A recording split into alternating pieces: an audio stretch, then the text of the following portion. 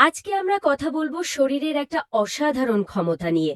মানে শরীর যে স্বাভাবিকভাবেই নিজেকে পরিষ্কার বা ডিটক্স করতে পারে সেই বিষয়টা নিয়ে। হ্যাঁ, একদম। আমাদের ভেতরের অঙ্গগুলো যেমন লিভার, কিডনি, ফুসফুস, অন্ত্র, এমনকি ত্বক, এরা কিভাবে এই কাজটা করে আর আমরা কিভাবেই বা সহজ কিছু উপায়ে এই প্রক্রিয়াটাকে আরো ভালো করতে পারি ঠিক। সেটাই জানার চেষ্টা করব। আমাদের হাতে একটা বেশ ভালো নথি আছে, শরীরের ইন্টারনাল অর্গানস.পিডিএফ। ওখান থেকেই মূলত তথ্যগুলো নেয়া। আচ্ছা, আমাদের লক্ষ্য হলো শরীরের এই নিজের পরিষ্কার করার ক্ষমতাটা বোঝা আর কিছু ঘরোয়া উপায়ে একে সাহায্য করা যায় কিনা সেটা জানা। ঠিক বলেছেন। শরীর কিন্তু নিজেই একটা দারুণ ডিটক্সিফিকেশন সিস্টেম। মানে আমাদের অঙ্গগুলো সবসময় শরীর থেকে অপ্রয়োজনীয় বা ধরুন ক্ষতিকর জিনিস, যেগুলোকে আমরা টক্সিন বলি, হুম। সেগুলোকে ফিল্টার করে বা অন্য কোনো উপায়ে বের করে দেয়। তবে হ্যাঁ, আমাদের লাইফস্টাইল মানে খাওয়া-দাওয়া, অভ্যাস এগুলো এই কাজটাকে প্রভাবিত করে। কখনো সাহায্য করে, কখনো বাধা দেয়। তাহলে চলুন একদম প্রধান অঙ্গটা দিয়ে শুরু করি, লিভার বা যকৃৎ। এর কাজ তো শুনেছি টক্সিন ফিল্টার করা। হ্যাঁ, প্রধান কাজ ওটাই। টক্সিনকে ভেঙে বা পরিবর্তন করে শরীর থেকে বের করার মতো অবস্থায় আনা। তো আমাদের ওই সোর্স ডকুমেন্ট অনুযায়ী কোন খাবারগুলো লিভারের জন্য বিশেষভাবে ভালো? দেখুন, ওখানে বলা হয়েছে সকালে খালি পেটে লেবু জল। এটা লিভারকে নাকি বেশ চাঙ্গা করে তোলে। ও আচ্ছা।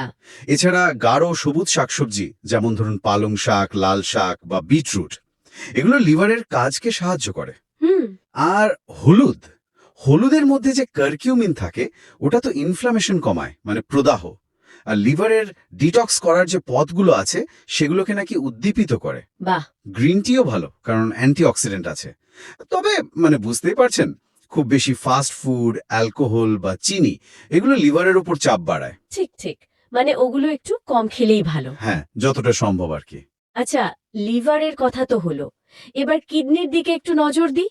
কিডনির কাজ তো রক্ত থেকে বর্জ্য ছেঁকে মূত্রের মাধ্যমে বের করে দেওয়া। একদম। তো কিডনিকে সুস্থ রাখতে সবচেয়ে জরুরি কি? জল।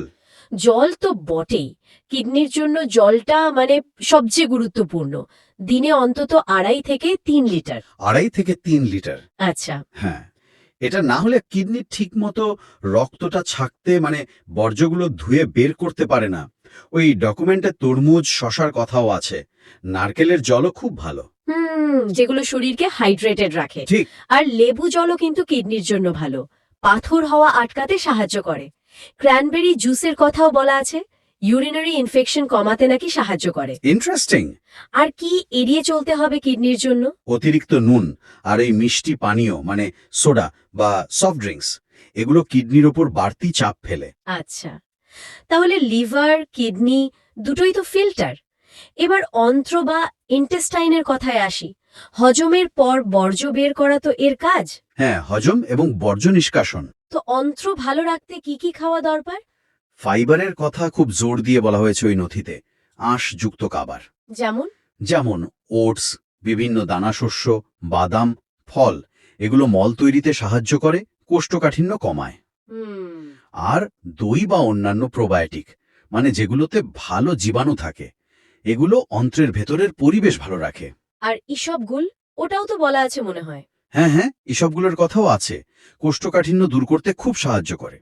তবে অতিরিক্ত তেল মশলা বা প্রসেসড খাবার কিন্তু হজমের সমস্যা করে, অন্ত্রের ক্ষতিও করতে পারে। বোঝা গেল। আচ্ছা, এবার ফুসফুস। আমরা তো সারাক্ষণ শ্বাস নিচ্ছি, ছাড়ছি, অক্সিজেন নিচ্ছি, কার্বন ডাই অক্সাইড ছাড়ছি, কিন্তু বাতাসের সাথে তো কত ধুলো, জীবাণু ঢোকে। ঠিক।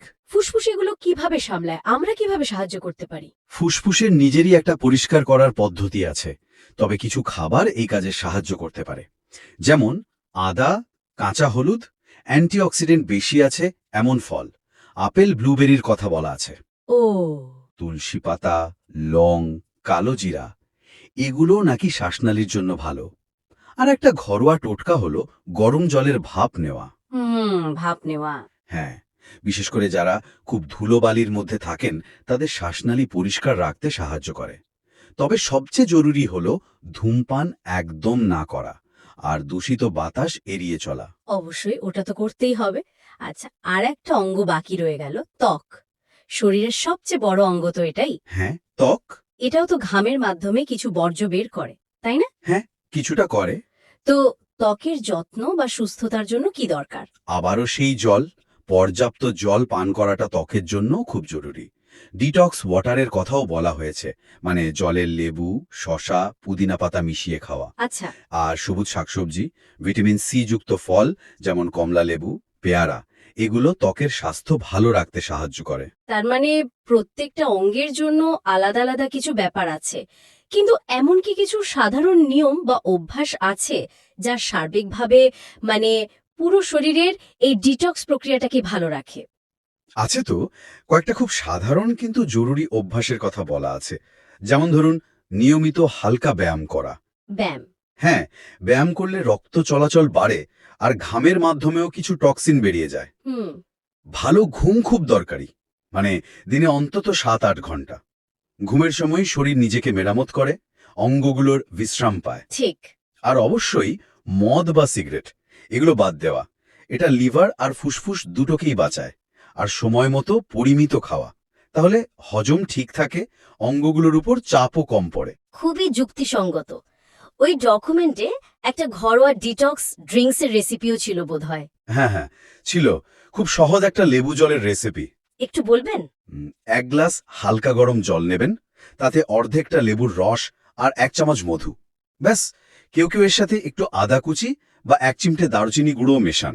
আচ্ছা, এটা কখন খেতে হবে? সকালে খালি পেটে খেলে নাকি লিভার আর অন্ত্রের কাজ শুরু করতে সাহায্য করে। দারুণ তো। তাহলে মোদ্দা কথাটা হলো, শরীর নিজেই নিজেকে পরিষ্কার রাখার ক্ষমতা রাখে। আমাদের শুধু কিছু স্বাস্থ্যকর খাবার আর ভালো অভ্যাস দিয়ে ওকে একটু সাহায্য করতে হবে, তাই তো? একদম তাই। মানে খুব জটিল কিছু করার দরকার নেই, আমাদের সাধারণ জীবনযাত্রার মধ্যে এটা করা সম্ভব। হুম। আর শেষে একটা কথা বলি, ভাবার জন্য। আমরা তো নির্দিষ্ট খাবার বা পানীয় নিয়ে কথা বললাম, কিন্তু এর বাইরে আমরা কিভাবে খাচ্ছি, মানে খাবার সময় মন দিয়ে খাওয়া, ধীরে সুস্থে চিবিয়ে খাওয়া, যেটাকে বলে মাইন্ডফুল ইটিং, হ্যাঁ, আর আমাদের মানসিক চাপ কমানোর চেষ্টা করা, এগুলো কি শরীরের এই স্বাভাবিক পরিষ্কার রাখার প্রক্রিয়াটাকে আরো ভালো করতে পারে? এটা নিয়েও কিন্তু ভাবা যেতে পারে। সত্যিই তো। দারুণ একটা প্রশ্ন রেখে গেলেন। এটা নিয়ে নিশ্চয়ই ভাবা উচিত। অনেক ধন্যবাদ আপনাকে। ধন্যবাদ।